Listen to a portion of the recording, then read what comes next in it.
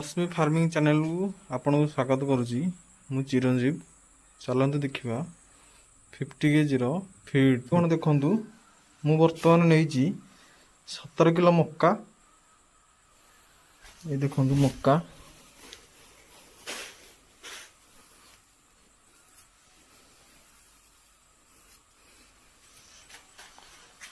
मु Godrej company LC नहीं जहाँ कहते 35% लेयर कनसेंट्रेट ताकू नहीं 15 किलो आउ डीओर भी नहीं 5 किलो। तापर आम नवा 10 किलो ब्रोकन राइस जहाँ कहते खुद। चलते देखा।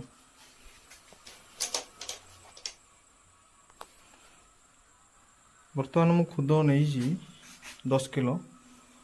तापर नवा ग्रिट जोटा कहुए मार्बल चिप्स 2.5 किलो। चलते देखिए। आपड़ देखिए ये हूँ मार्बल चिप्स आपको मुझे 2.5 किलो।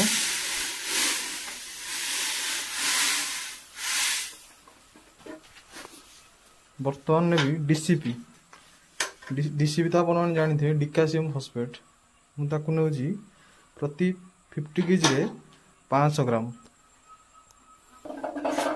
बर्तमान मुझे डीसीपी 500 ग्राम नहीं जाइए। आपण मैंने देखु ये हूँ डीसीपी देन किसी medicine DLM lysine vitamin A बी2 D3 के।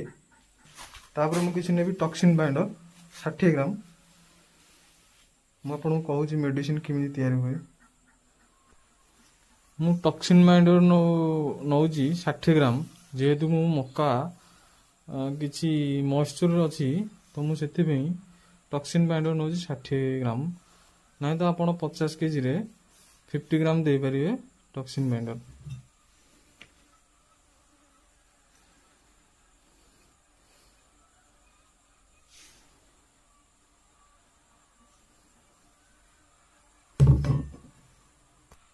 बर्तमान मु नौ लाइसिन आप देखिए ये हूँ लाइसिन 50 kg रे 25 ग्राम हूँ लाइसिन।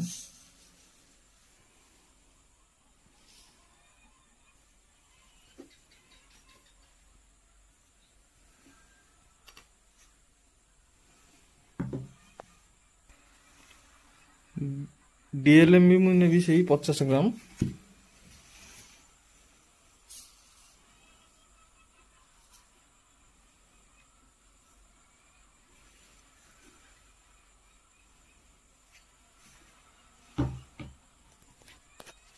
मु विटामिन नौ 15 ग्राम 50 kg रे 15 ग्राम।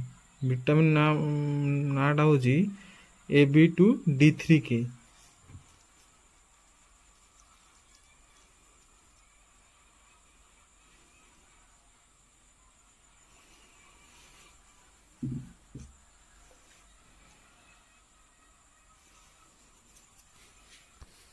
बर्तमान देखु मेडिसिन मोर तैयारी हो गला।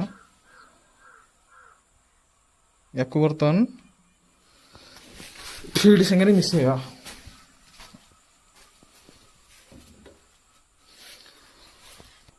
बर्तमान मेडिसिन की फीड रे मिसई देजी या भलसे फेंटा।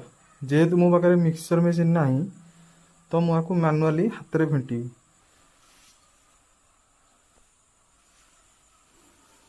बर्तमान देखुए मोर फीड तैयारी होगा।